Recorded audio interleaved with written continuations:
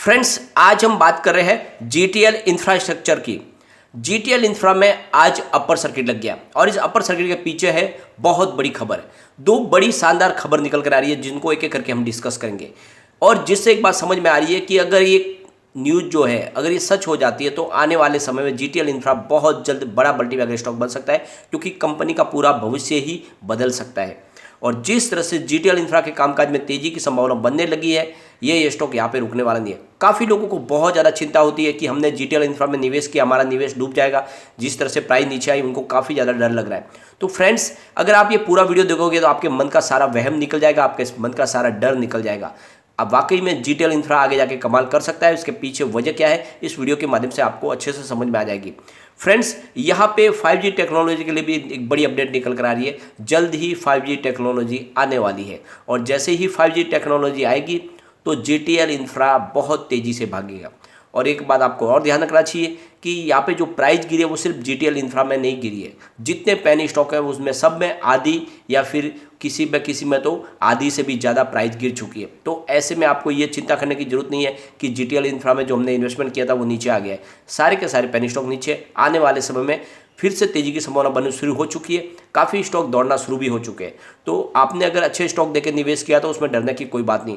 जैसे आपको ये ध्यान रखना चाहिए कि रिलायंस कम्युनिकेशन जो ऑलरेडी पूरी तरह से कंपनी डूब चुकी है, बिक चुकी है, उसकी प्राइस भी अभी भी 3 रुपीज़ के आसपास है। तो फिर आप जीटीएल इंफ्रा में निवेश किए हो जिसकी प्राइस अभी 1.5 रुपये के आसपास है, तो कहाँ पे आपको चिंता की बात है। कंपनी लगातार अपने कारोबार को तेज़ी से आगे बढ़ा रही है, कंपनी के लॉस में भी कमी आ रही है। तो फिर कंपनी कैसे डूबेगी। काफ़ी लोग जो कहते हैं ये कंपनी डीलिस्ट भी हो जाएगी, तो ऐसी फिलहाल कोई संभावना नहीं है। कंपनी अपने कारोबार को लेकर बहुत ज़्यादा उत्साहित है और जिस तरह से 5G टेक्नोलॉजी आ रही है उसका वेलकम करने को कंपनी तैयार है। तो सारी बातें जानेंगे इस वीडियो के माध्यम से। लेकिन फ्रेंड, उससे पहले अगर आप पहली बार हमारे चैनल पे आए तो चैनल को सब्सक्राइब कर दीजिए, एक बेल आइकॉन दबा दीजिए ताकि जब भी नया वीडियो बने पहला नोटिफिकेशन आपको मिले। वीडियो पसंद आए तो लाइक शेयर जरूर कीजिए। चलो फ्रेंड, वीडियो स्टार्ट करते हैं। मैं हूँ आपका दोस्त SB दवे और हमारे अपने चैनल ऑनलाइन कमाई में आपका बहुत बहुत स्वागत है।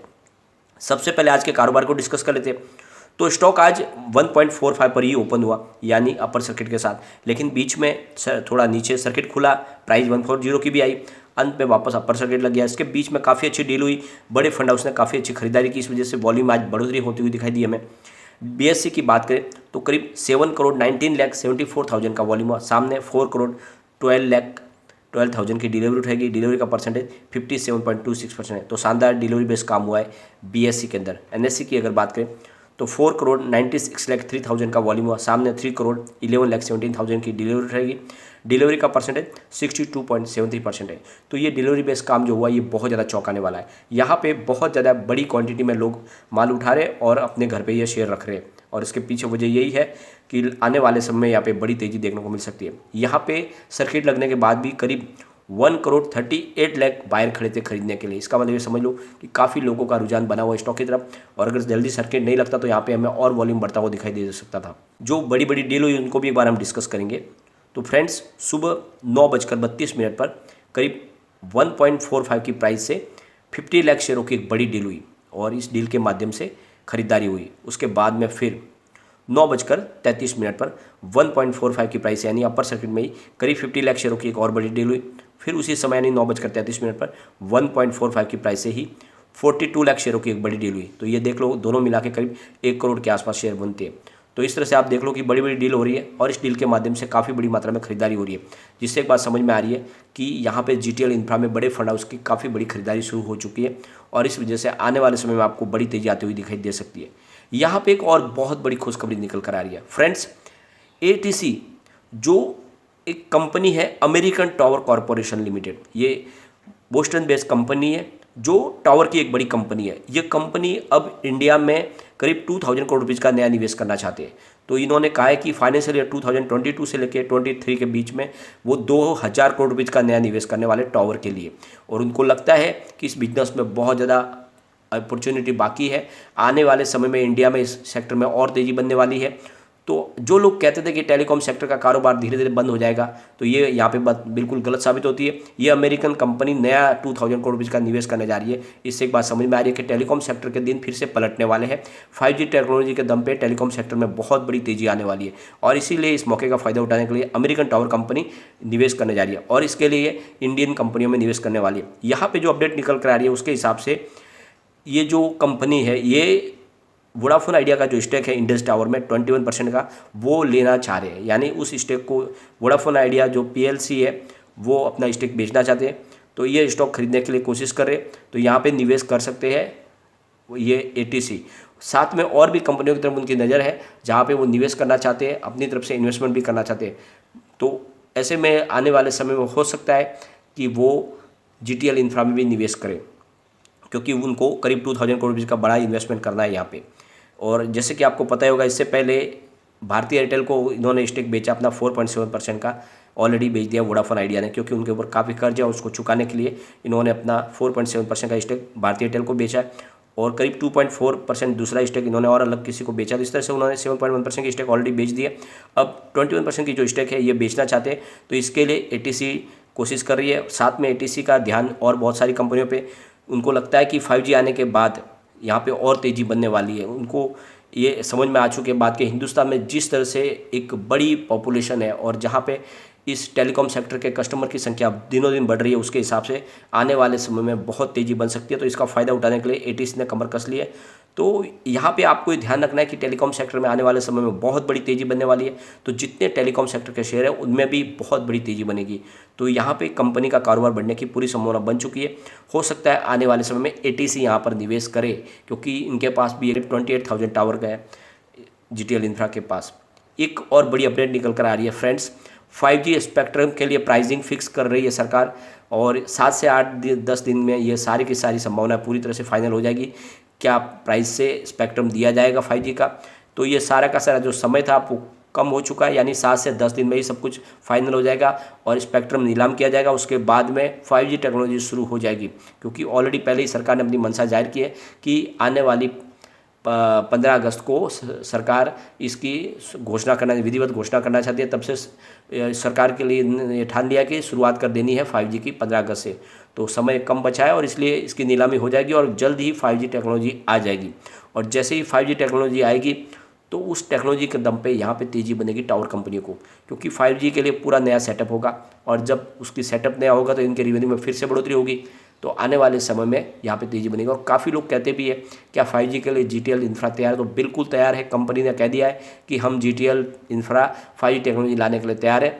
तो जल्द ही उनके टावर पे 5G टेक्नोलॉजी का सेटअप भी शुरू हो जाएगा। फ्रेंड्स, एक और बड़ी खुशखबरी निकल कर आ रही है। सरकार ने जो PLI स्कीम दी हुई है टेलीकॉम सेक्टर के लिए, उसको नोटिफाइड कर दिया है सरकार की तरफ से। और उनका कहना है कि सरकार 12,195 करोड़ रुपये की जो मदद करने जा रही है टेलीकॉम सेक्टर को, उसकी तरफ से उन्होंने नोटिफाइड कर दिया गया। तो जल्द ही ये रकम मिल सकती है। तो आने वाला समय टेलीकॉम सेक्टर के लिए बहुत अच्छा होने वाला है। सरकार ने भी अपनी तरफ से ये सोच लिया है कि अगर हिंदुस्तान को आगे लेके जाना है तो इसके लिए ज़रूरी है कि टेलीकॉम सेक्टर को मजबूत किया जाए, क्योंकि डिजिटल प्लेटफॉर्म पे लाने के लिए हर एक्टिविटीज़ को टेलीकॉम सेक्टर की महत्वपूर्ण भूमिका रहेगी। उसके बगैर ये पूरा हो ही नहीं पाएगा। तो जिस तरह से सरकार ने ठान लिया कि आने वाला जो समय है पूरा डिजिटल टेक्नोलॉजी के नाम पे होगा, तो टेलीकॉम सेक्टर का उसमें मेन रोल है और इसके लिए सरकार अपनी तरफ से पूरी कोशिश कर रही है। और इसलिए आपको पता होगा जैसे वोडाफोन आइडिया पूरी तरह से डूबने वाली थी, उसको सरकार ने फिर से खड़ा किया। तो आने वाले समय में वैसे ही आपको डरने की कोई बात नहीं, GTL इंफ्रा मजबूती से खड़ी रहेगी और आपके निवेश को डूबने नहीं दिया जा सकता यहाँ पे, क्योंकि सरकार नहीं चाहती कि कोई कंपनी डूबे। फ्रेंड्स, सबसे बड़ी बात यह है कि GTL इंफ्रा अभी भी स्टेज 1 में है ASM लिस्ट के, ये आपको ध्यान रखना है। लेकिन इसकी स्टेज अभी बड़ी नहीं है, कोई चिंता की बात नहीं, जल्द ही स्टेज 1 से भी बाहर आ जाएगा। यहाँ पे जो लोग कहते हैं कि GTL इंफ्रा का कारोबार पूरी तरह से डूब चुका है, तो उनको रेवेन्यू के आंकड़े और प्रॉफिट के आंकड़े देखने चाहिए। दिसंबर 2020 में 349 करोड़ रुपये का इनको रेवेन्यू मिला था। मार्च में बढ़कर 371 करोड़ रुपये तक पहुंचा था। जून में 362 करोड़ रुपये का रेवेन्यू, सितंबर में 364 करोड़ रुपये का रेवेन्यू और दिसंबर 2021 में 371 करोड़ रुपये का रेवेन्यू। तो पिछले दिसंबर 2020 से इस दिसंबर 2021 में अच्छी खासी बढ़ोतरी रेवेन्यू में हुई है। इसका मतलब कंपनी का कारोबार बिल्कुल पटरी पे है। बात करें कंपनी के लॉस की, क्योंकि ऑलरेडी कंपनी के लॉस में है, लेकिन दिसंबर 2020 में कंपनी को 208 करोड़ रुपये का लॉस हुआ था। मार्च में लॉस बढ़कर 683 करोड़ रुपये तक पहुंच गया था। जून में लॉस में फिर कमी आई, 217 करोड़ रुपये का लॉस हुआ। सितंबर आते लॉस में और कमी आई, 207 करोड़ रुपये का लॉस रह गया, और इस दिसंबर में 197 करोड़ रुपये का लॉस रह गया। तो आपको ये ध्यान रखना है कि पिछले दिसंबर से दिसंबर में लॉस में कमी आई है, रेवेन्यू में बढ़ोतरी हुई है, लॉस में कमी आई है। इससे तो बात समझ में आ रही है कि कंपनी अपने कारोबार में वृद्धि कर रही है।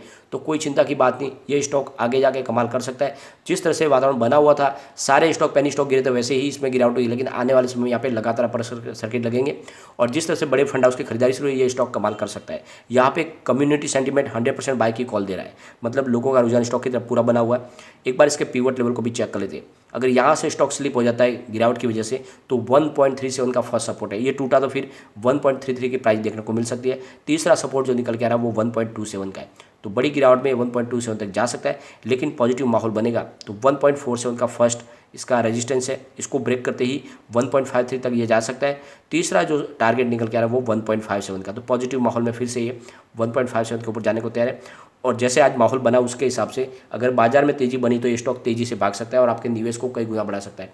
और आपको एक ध्यान रखना है, एक समय इसकी प्राइस 100 रुपीज़ के आसपास थी, तब सेंसेक्स काफ़ी नीचे था, अब सेंसेक्स काफ़ी बढ़ चुका है, तो आने वाले समय में उस हाई को तोड़ के नई हाई भी बन सकती है। तो निवेश बनाए रखें, लेकिन एक बात का ध्यान रखें, जब भी पेनी स्टॉक में निवेश करें बहुत ही लिमिटेड मात्रा में करें, क्योंकि पेनी स्टॉक में निवेश आपका डूबने की भी उतनी संभावना होती है।